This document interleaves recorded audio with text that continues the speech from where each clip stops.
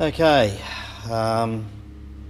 back at it. So the epoxy's gone pretty well, and I'm not trying to make these look pretty like I've stated before, just trying to get the structure back so that we can get a channel for the seal to go in. And as you can see, the seal sits proud.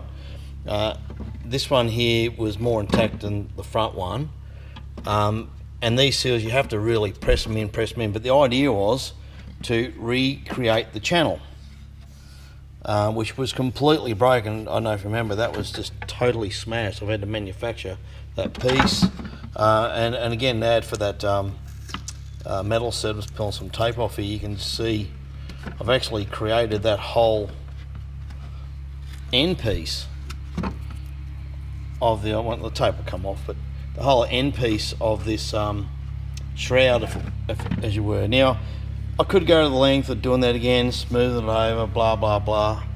However, at the end of the day, you can't see these things. They are fitted into the boot.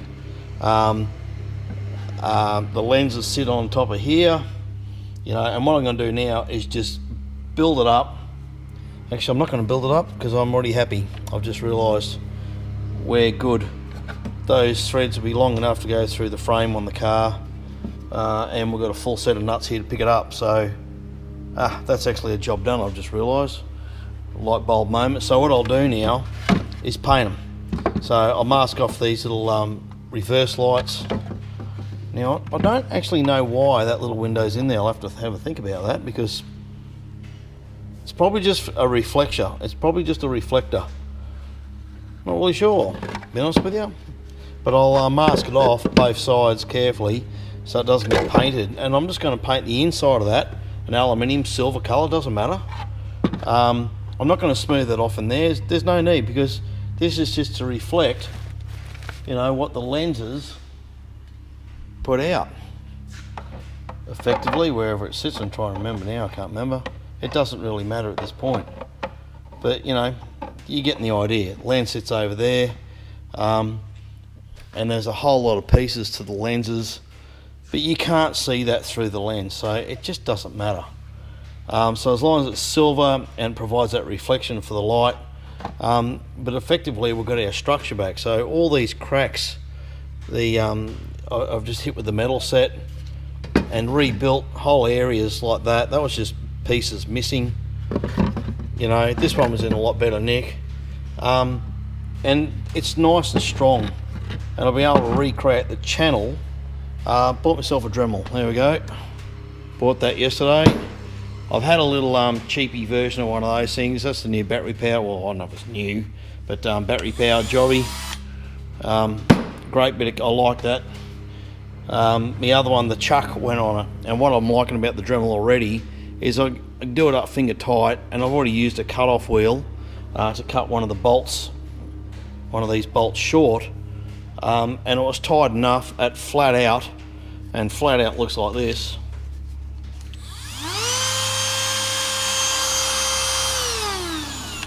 And it hung on, where the other cheapy one I had, obviously the chuck's not the quality of these things. So anyway, the chuck finally went in the other one, so I binned it.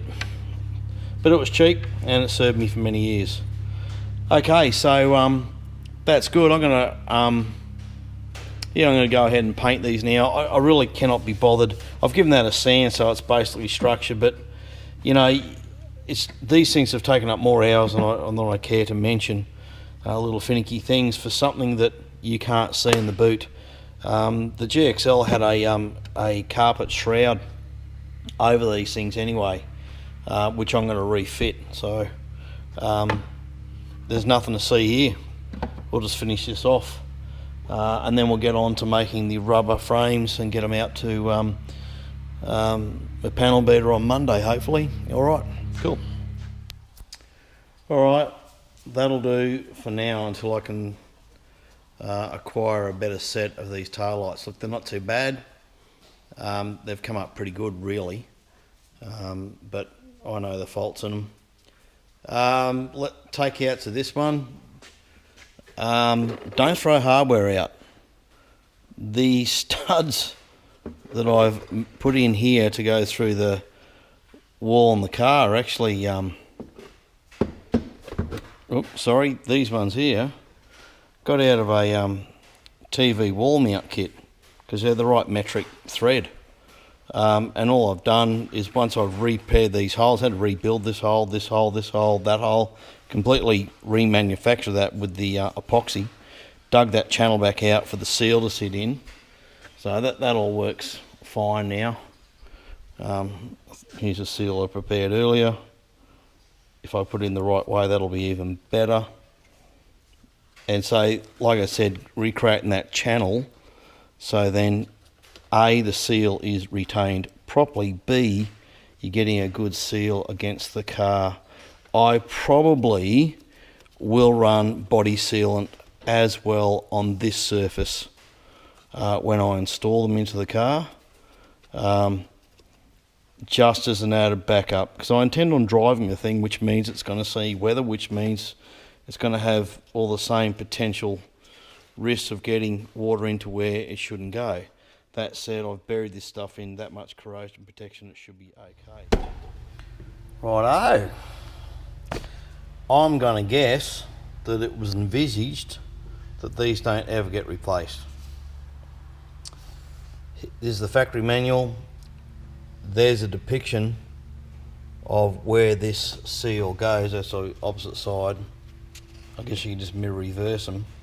They're a piece of rubber with umpteen plastic clips going through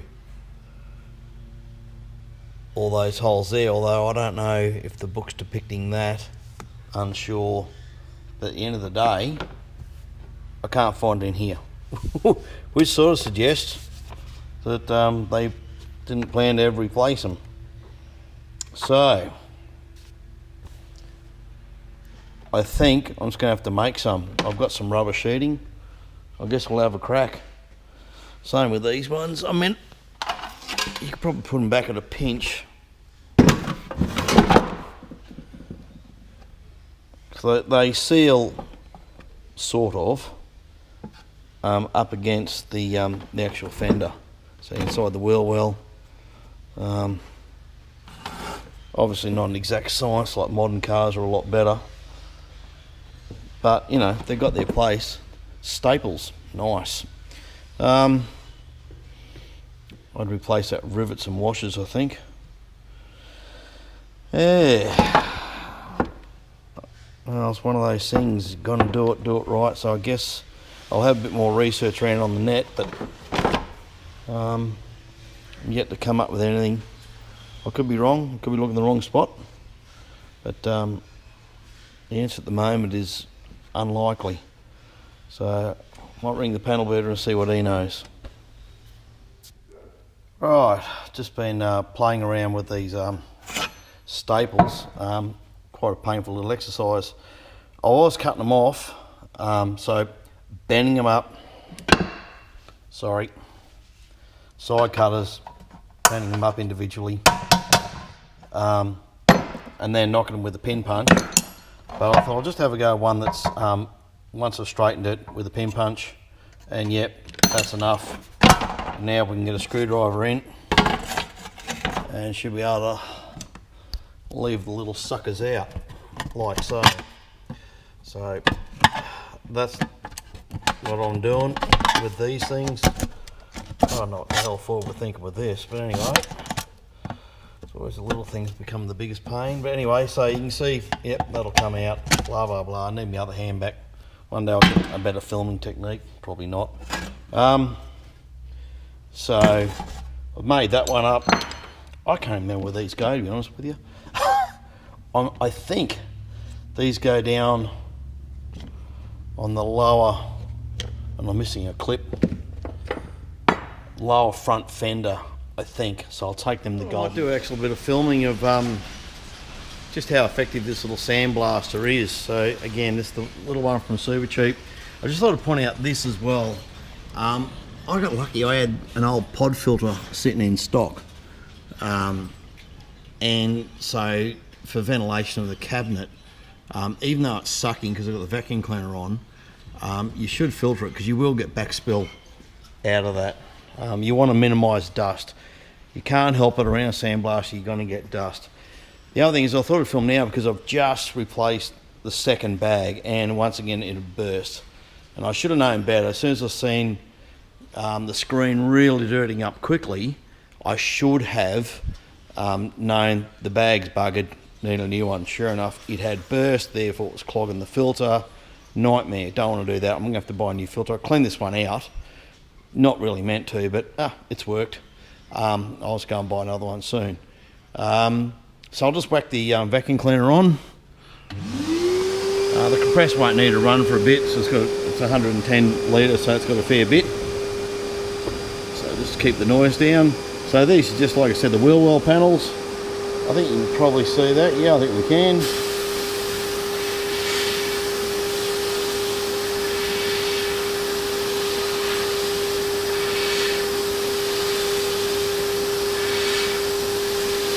God knows how many layers of paint's actually in that. I'm using one of the smaller nozzles. As you can see, it's pretty effective. Look, it's not a commercial thing, never meant to be, but for a home guy, it's got a bit of time now the compressor's finally kicked in. And that's what I mean about you need a good sized compressor to run these things.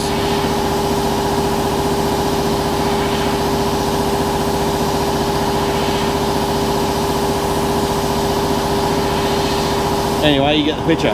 Now, the light blue early in the piece, I can't be bothered. I've got this little Zito here, happens to work great, so it does the job.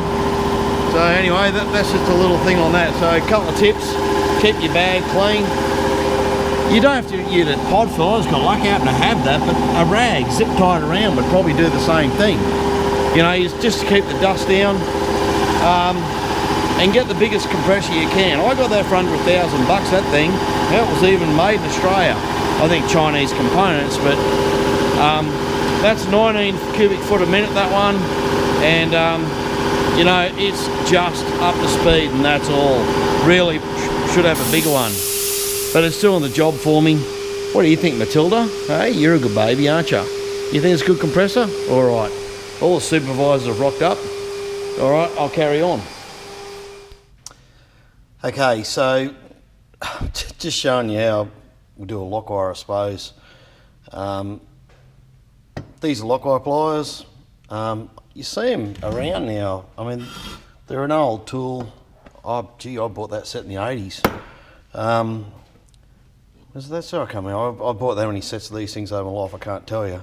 But I know you can buy these about $35. You see them in... I'm pretty sure I've seen them in Gas World. I'm pretty sure I've seen them at Total Tools. Don't quote me. Certainly online. These are just cheap Chinese ones, or you know, the sets I normally buy over $200. But anyway, lock wiring. So don't lock wire. It was just my tip. Lock wire hole to hole. So when you're twisting it, you'll get it tighter if you do it to one of the holes. Doesn't matter which one, but to one of the holes. Now these things are automatic twist, but I can't do that in film at the same time. You can see what I mean. So again, we're not using anything that's aviation grade here. We're just doing some wire, and then just old RAF term, this one, the old 3AD twist, I used to call it. And then, trying to film and do, never works. Just nip him off. Roll him over so it's nice and neat, and that's going to replace the staples, no problems. They'll sit nice and flat, and I'll spray some lanolin or some corrosion inhibitor in there as well. So there you go, that's what it looks like out on the other side. That'll do fine. I'm sure anyone watching this is going, what's he mean by lock wiring? Well, that's what lock wire looks like, and it's used extensively in aviation maintenance, so doesn't mean it doesn't apply here. And in fact, I know the XABC, I think D and E and F brakes are lock wire bolts. They have lock wire holes in the brake, and they are supposed to be wired, but they'll just wrap a wire. But there you go, it's not a new concept. Just proving the point. And these are XF ones, the XC bolts, and that's what those holes are for. And I remember it used to be a roadworthy issue, so you do a lock wire through that hole, and then around the kingpin. Or not the kingpin, I beg your pardon. I'd have to get the car back and show you. But anyway, where the bolt breaks onto, bolts onto. So anyway, that's how I'm doing it, and I think that'll work fine. And this stuff twists up nice. So yeah, there you go. Anyway, it's just a tip. Righto, that's done. So been out the Golden, car looks awesome. They're doing a great job out there. Forgot to take the GoPro, it's alright, I filmed it on the phone. Hopefully I can sort it out getting onto the GoPro program. Anyway, we'll see. But anyway, look, pretty happy how that's all come up. These ones here I'll make when I get the car back, and I won't be spot welding back in the car. I'll set up some clip nuts or something, because like Shawnee said, and I couldn't agree more, you want to be able to get into the sill and clean it out. And the way they did this out of factory, spot weld them on, not on. So I'll go for drill out the holes when I get the car back where these spot welds went, and we'll put clip nuts in and make it, you know, so we can do more of the car down the track. But anyway, that's it. So pretty happy with them. They've come up well. That's how they sit in the car, because these go up into the wheel well. I think it sits like that, pretty much. Yeah, so no, should be all right. Oh, the other side, that's what it looks like. All done. Yeah, lock wire worked out well. Cool. Yeah, bit of an update. This is the remnants of a blue wire central locking kit, 4 actuators. That's right, 1 left. Labrador's got it in the middle of the night. I didn't shut the garage door, and they essentially destroyed it. All the control module was smashed right through the circuit board, and I was pretty happy with him, wasn't I, Humphrey? Yes, you. Naughty, weren't ya? And we found the Holley Sniper box out the front yard. I don't know if this is damaged or not. It looks like it was alright. It was in the box, but they managed to rip the box to bits and just had a party hardy. Lost some welding gloves. Found this in the front yard. Labradors. Brand new door handle for the XC. As you can imagine, my sense of humour was really lacking yesterday morning, or 2 mornings ago. So anyway, it appears that everything's still here as far as the Sniper goes. My gloves, my second set, have been destroyed. That's been destroyed, so I've ordered another set from Blue Wires. I've just salvaged what I can. I noticed that these remotes look really good quality, got to say. So they weren't destroyed, so I'm going to have 4 remotes. I don't know if they're all, I don't know if I'll be able to program them to another computer, I don't know. The harness is alright, bracketry and stuff, so, but yeah, I was pretty happy yesterday morning. Now, on the Holley. This got the in-tank module, and I've just got to say, from my opinion, the instructions are rubbish. Seriously, rubbish. They're not specific to necessarily the one that you buy. They apply to returnless, returned, low pressure, high pressure, and it says here, you know, hose and bracket depth measuring for hangers, you know, part number, and they give an example here, description example, base measurement, subtract by 12 inches. Why? Your tank depth, subtract 7 inches, cut supply length to 5, but that's only if it married to these figures, and it didn't. It just didn't. So what have I done? Well, where I've cut the hole in my tank, fortunately, I get a good view of where the thing sits. So I'm just doing trial and error. Quite simply, that's what I'm doing. I put my own measurement in, figured it's got to be about X, cut about Y off the hose. Looks like it's around about right. If you can see that there, I hope you can. But you've got to counter for the little filter here, the little filter sock. And I have played with it, and if you put your thumb hard up against it, so therefore if this is being pressed down at the bottom of your tank, you could get a suction problem from what I can see. I put my thumb over it and it certainly seems to want to block it.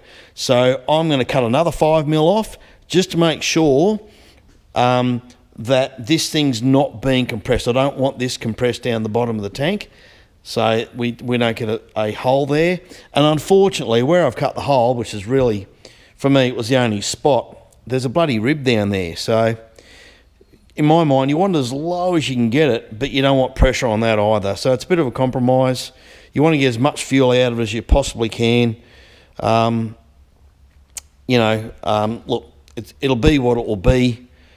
Just trying to, I can't see where the original suction point goes to anyway. I've got the new sender unit here, so having a quick look at that.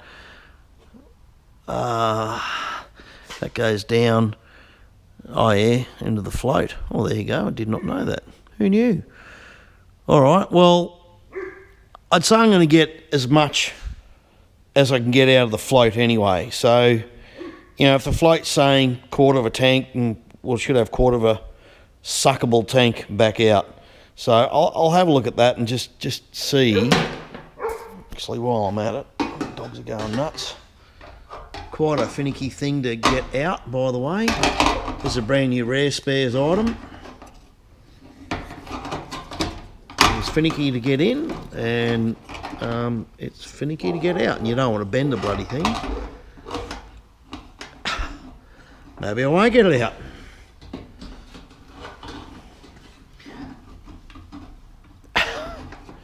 Okay, I'm going to have to stop recording because clearly this is not going to come. Hang on, is it? Wait, no. Alright, I need to play with it. At the end of the day, it's all a bit of a moot point, really. At the end of the day, this needs to be close to the bottom of the tank, but not so close that this gets pressed down, and it will be what it will be.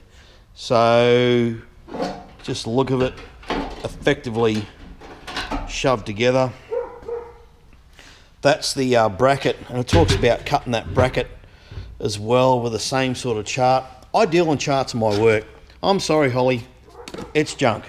It's a badly explained item. Pump looks good, but yeah, the explanation not.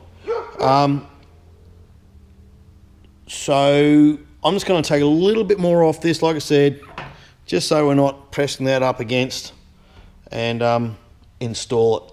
And don't forget, I don't know if you've seen other Holley pump in-tank videos, whatever, they're pretty good little designs. So you cut your hole 3 1/4 inch, and then when you turn these screws here, these little Allen keys, these wings come out and pull the whole assembly down and crush that gasket, which is another great idea. I was lucky I got a dead flat surface for this thing to go on, so I should have zero problems.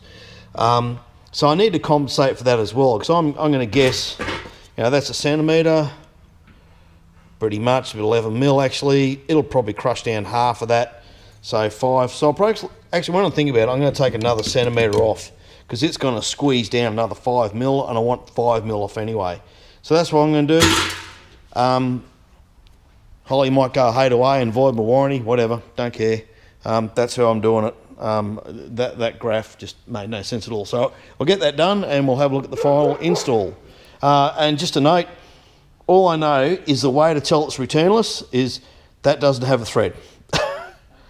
So what you blank that off with, I'm not really sure. I'll see if I can find something in the instructions, but we'll have a bit of a look. And the other thing is, I think these are a bit of a one fit. So if you're putting this on as a bit of a guesstimatation, you've got this little clip here, and those sorts of little clips, they're pretty much a one use only. So I've been putting it on ever so carefully. So obviously the big hole goes over the big hole. The little hole on the thumb is, obviously, it engages onto that little device there to clip itself down. Just be careful if you want to do a few things like I've done, where you've put it in and you're able to see in the bottom of your tank, like this situation. I'd just be strongly advised, just put it on, but don't fully engage it, because you might damage that little clip, and you don't want to be looking for another one of those, I'd reckon. All right, what are you lot up to, eh? Hey, you going to be good? Stop destroying Dad's shed, eh? Goodness me. All right. I'm having finger trouble this afternoon. Excuse me, I'll cut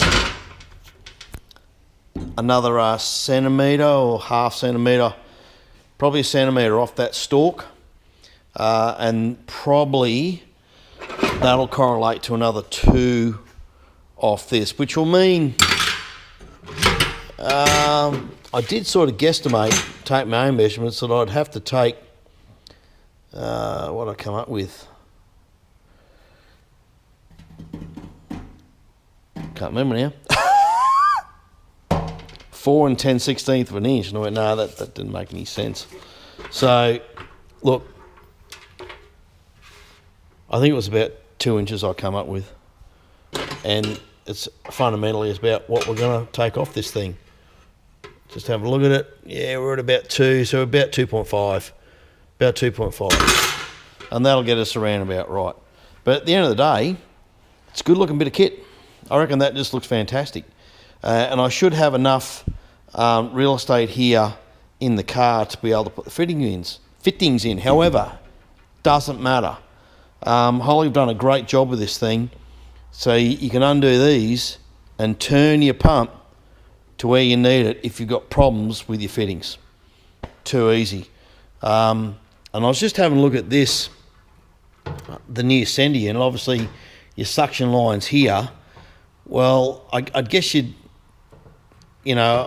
trying to work out what would be the minimum depth of fuel. This thing sits at an angle, so that's sitting pretty much flush there. That's the angle it sits at the bottom of the tank. So I reckon what I'm going to have is this is going to be a little bit lower, and we'll probably pick up a bit more fuel than what the factory thing did anyway. So we should be sweet. It's getting cold, it's getting dark, it's time to go and cut some wood and light a fire and take this lot inside. And remember to shut the garage tonight, Blue, so they don't destroy everything. All right, that'll do. Sorry about that. So, in fact, good guess, it is 3. Now that's torqued down, 2 of the bolts only, the rest are guess, but to 40 inch-pound. It says 40 to 60. Look, this thing goes up to a couple of 100, 250, and look, when you're using a torque wrench at the end of one scale, particularly something that goes pretty high, and it's not the dearest one in the world, I've gone conservative. So I found with the rocker hats, for example, using this particular torque wrench at low torques, it just split gaskets and it was just too much. So I'm down at a pretty low torque level at 40, according to that thing anyway. Now, we are compressed down in the sock there. I don't know if you can see it. Probably not. I'm not sure. There you go, you can. It is compressed. You can see where it just sits on that rib. I really can't do anything about that. So